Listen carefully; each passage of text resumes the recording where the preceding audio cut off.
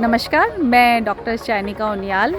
दैनिक भास्कर के कॉलम ये मैं अपनी कहानी बता रही हूँ। ये है सीनियर असिस्टेंट प्रोफेसर और राइटर चयनिका उनियाल पंडा, जिन्होंने लड़के लड़की का भेद खत्म कर अपने दौर में पढ़ाई के नए कीर्तिमान स्थापित किए। 1977 में जन्मी चयनिका पेरेंट्स की इकलौती संतान थी।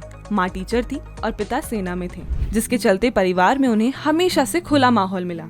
बचपन में चयनिका माँ के साथ राजस्थान के एक छोटे से गाँव छापर में रही। 10वीं तक की पढ़ाई गांव के सरकारी स्कूल से हुई।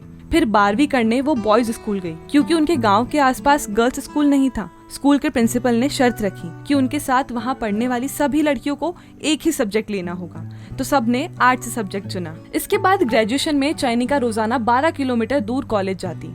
ये उस दौर की बात है जब लड़कियां घर से बाहर कम ही निकलती थीं।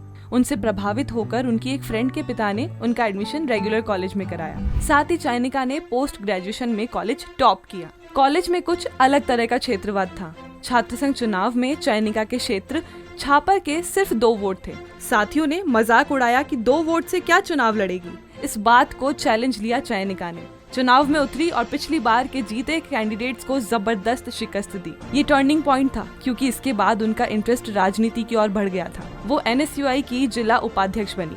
राज्य से लेकर राष्ट्रीय स्तर तक कई पदों पर काम किया। इसी साल सितंबर 2023 में उनके पिता का निधन हो गया। चयनिका ने बेटे की तरह उनकी अर्थी को कंधा दिया, चिता को मुखाग्नि दी, अंतिम संस्कार से लेकर सभी कर्मकांड संपन्न किए।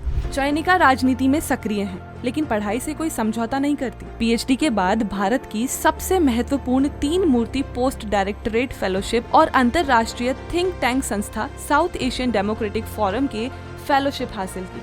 उनका कहना है कि पिता की सीख मुझे स्त्री और पुरुष दोनों के लिए काम करने को प्रेरित करती है।